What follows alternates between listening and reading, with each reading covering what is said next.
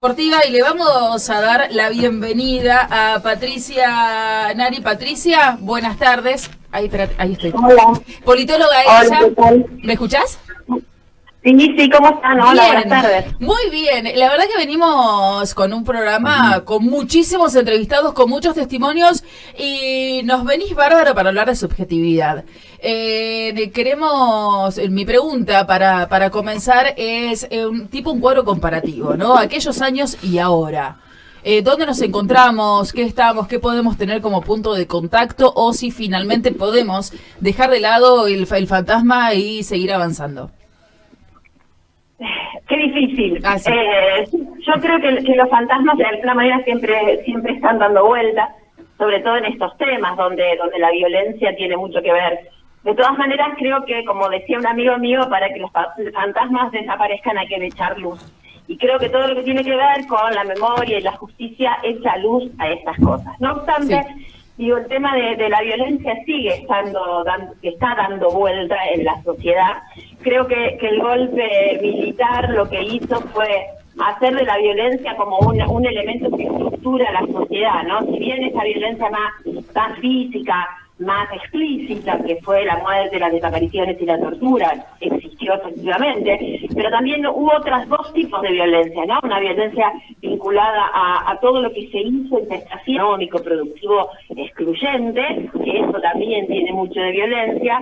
Y es una cosa que me parece a mí interesante de destacar de esta otro tipo de violencia, es una violencia como más sutil, capilar, esa violencia que disciplina desde adentro, ¿no? Me parece que los que vivimos la dictadura tenemos de alguna manera todavía dando vuelta esa cosa de violencia que nos estructura y que nos quiere disciplinar. Me parece que la gran disputa, por lo menos ahora, es romper esa violencia capilar que nos permeó tanto a nosotros, a nuestra generación. Me parece que esa es la gran lucha y además contar, promover y discutir sobre que el tema de las dictaduras y de la violencia no solo tiene que ver con un golpe de Estado, sino que hay otras formas de ejercer violencia que también nos están permeando todo el tiempo, ¿no? Me parece que hay una disputa muy fuerte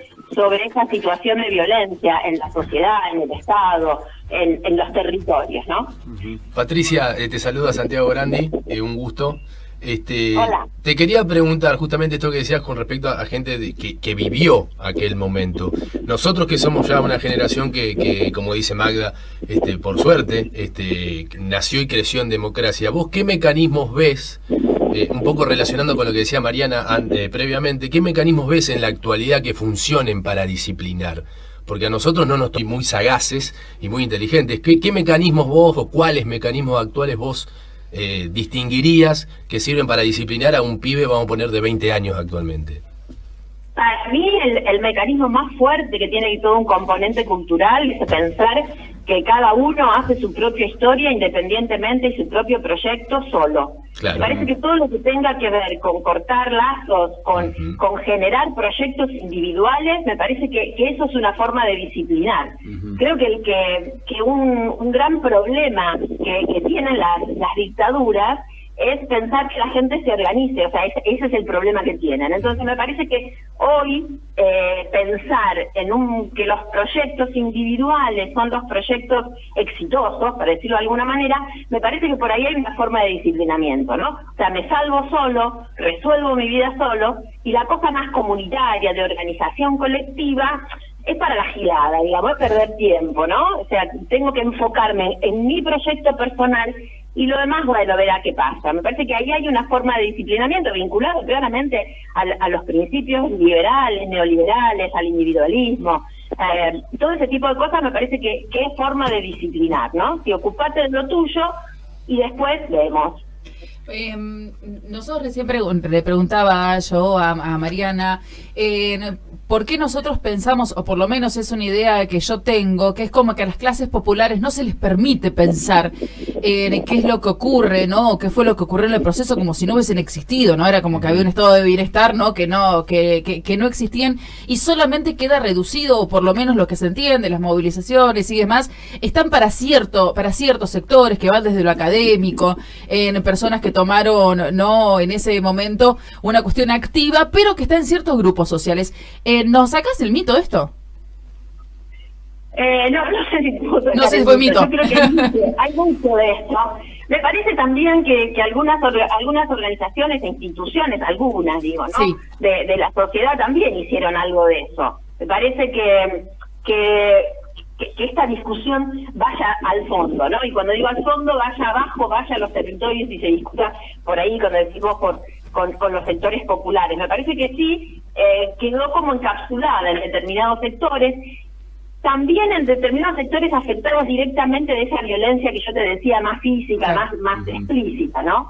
Me parece que una gran responsabilidad que tenemos todos hoy es ampliar más la discusión, ampliar a otros, ir básicamente también a los sectores populares, porque yo creo que hoy la discusión tiene que ver con cuál es el modelo de desarrollo económico, social, cultural que se quiere imponer. Entonces me parece que la discusión tiene que ampliarse, ¿no? O sea, salir de la cosa más clásica de la violencia explícita, sino ir a la discusión de la disputa política de sentido. Me parece que es por ahí que donde hay que dar la discusión, y ahí sí ampliarlo efectivamente a todos los sectores y a los sectores populares. Pero tiene que ver con esto que te decía yo recién, porque me parece que la clave de esta discusión también es la organización. O sea, en la medida que nos podamos organizar y que todo el mundo se organice desde los lugares que sean, estas discusiones aparecen. Es muy difícil que esta discusión aparezca en soledad. La discusión aparece en colectivos. Entonces, en la medida que ampliemos los colectivos, la discusión va a aparecer. Y Patricia, la pregunta es, ¿vos ves que esta batalla se esté dando? Esa batalla de sentido, batalla cultural de la que hablaba Mariana, que para mí estoy plenamente de acuerdo que es la batalla con mayúscula. ¿Vos ves que se esté dando desde un punto de vista llamar institucional? Porque justamente una cosa es lo que puede hacer una organización pequeña o cada uno en su lugar, unido con un pequeño grupo, pero ¿vos ves que se esté dando esa batalla? Yo creo que las batallas se van ganando de a una, digamos, ¿no? Me parece que el desafío es muy grande y creo que es como dispar y desigual, digamos, ¿no? No creo que haya una visión enorme o unívoca respecto de esta disputa. Pero bueno, hay sectores importantes que la están dando. Me parece que bueno, que eso también es correlación de fuerza, digamos, que claro. La disputa se hace en el andar, en la disputa misma. Entonces, creo que hay que ampliar, hay que colectivizar, hay que generar más organización. Es difícil porque lo que tenemos enfrente son espejitos de colores, digamos, que son muy atractivos, de manera tal que creo que el esfuerzo hay que seguir haciéndolo, que hay mucha gente joven, afortunadamente, que está vinculada a estas organizaciones y que está en esta disputa de sentido. Hay otros sectores con los cuales vamos a tener que salir a disputar efectivamente el sentido, pero no está mal. Me parece que la disputa política, que esto es una disputa política, es buena, es saludable. En términos políticos es saludable y hay que darle, y nos tenemos que animar a darle a esta disputa, ¿no? Claro, vos sabés, Patricia, y con esto cierro, que cuando yo hacía la pregunta notaba que quizá el tono con el que la hacía era un tono diciendo, yo pienso que esa batalla no se está dando. Y a su vez que lo pensé, me puse a pensar en ejemplos justamente concretos. Lo cuento hacia el aire, por supuesto, un grupo de amigos con el que jugamos al fútbol. Quiero poner un ejemplo de una victoria cultural.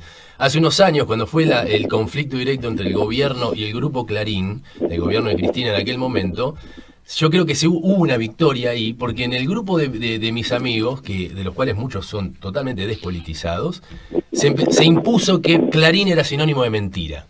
Entonces, de golpe, gracias a esa batalla que se dio, de golpe, cuando jugábamos y terminaba el partido, en la charla post partido, alguien que tiraba algún comentario mentiroso o difícil de justificar con argumentos, miralo al Clarín y eso que parece un dato menor, a mí siempre me pareció una victoria. Vos fijate cómo esa batalla dio como resultado que gente despolitizada, en primera instancia, había asociado a Clarín con la mentira. Me parece un ejemplo, perdón, lo quería poner al aire, pero me parece un ejemplo concreto de victoria y de una batalla que se dio, que se puede pensar que se perdió, ¿no? Después del 2015, sin embargo, quedó dando vuelta en el ambiente esa idea. No, sí, seguro. De todas maneras, a mí me parece que, a ver, para los que entendemos a la política como un espacio de transformación, de creación, de organización, somos optimistas por naturaleza, digo, ¿no? Tenemos que ser optimistas, porque sin optimismo, la verdad que no podemos generar nada. Entonces me parece que como gente vinculada a la política, a los espacios políticos, tenemos también que transmitir esa idea, que no es naif, sino que es una idea concreta, es decir, las cosas pueden ser distintas. Entonces me parece que ahí está la disputa, ¿no? El convencer de alguna manera de que las cosas pueden ser distintas. Es cierto, o sea, antes que venga una repregunta, es cierto que la política no está ayudando mucho últimamente, pero bueno, me parece que también hay que dar la discusión sobre el sentido de la política y de los políticos y de las instituciones políticas. Pero me parece que también hay que discutirlo en un contexto situado, digamos, ¿no? No porque el problema sea la política, claro, sino porque hay que darle otro sentido a algunas discusiones también. Patricia, te quería preguntar, ¿por qué a lo mejor nos cuesta tanto organizarnos a nosotros, más que estamos más de una vereda, más lo nacional, lo popular, de juntarnos con nuestras diferencias, si bien ha habido algunos signos que han ido en ese sentido, pero nos cuesta aglutinarnos, más allá de nuestra coincidencia, con nuestras diferencias, y a las fuerzas neoliberales les es mucho más fácil organizarse. Tienen su diferencia, pero cuando se tienen que encolumnar, van detrás de. ¿Por qué es más fácil para ellos y más difícil para nosotros? Sí, porque a mí me parece que hay una cuestión de minorías y mayorías. A las minorías siempre hay una...